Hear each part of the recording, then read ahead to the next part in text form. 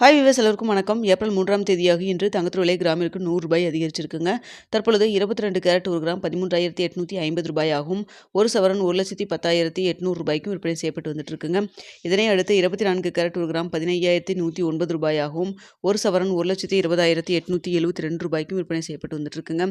வெள்ளியோட விலையில் எந்த ஒரு மாற்றமின்றி ரூ. 255 விற்பனை செய்யப்பட்டு வந்துட்டு இருக்கு. ஸோ நம்ம காலையில் போட்டிருந்த வீடியோவில் தங்கத்தின் விலை கிராமிற்கு ரூ. 150 வரைக்கும் அதிகரிக்கிறதுக்கான வாய்ப்புகள் இருப்பதை நம்ம சொல்லியிருந்தோம். ஸோ தற்பொழுது பார்த்தீங்கன்னா உங்களுக்கு ரூ. 100 விலை அதிகரிச்சிருக்குதுங்க. வெள்ளியோட விலை அதிகரிக்கிறதுக்கான வாய்ப்பு இருந்தது. ஆனால் பார்த்தீங்கன்னா இன்க்ரீஸ் பண்ணாமல் நேற்றைய விலையில் அதாவது ரூ. 255 இருந்துட்டு இருக்குதுங்க.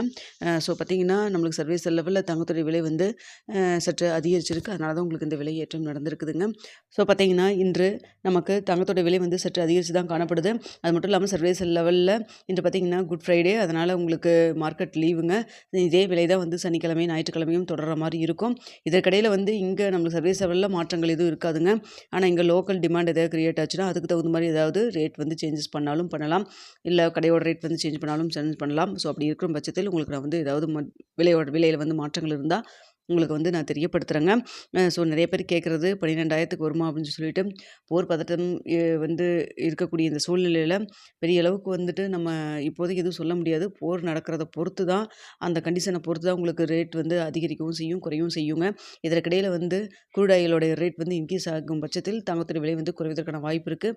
அதே சமயத்தில் உங்களுக்கு இந்திய ரூபாயின் மதிப்பும் நம்ம பார்க்க வேண்டியதாக இருக்குங்க.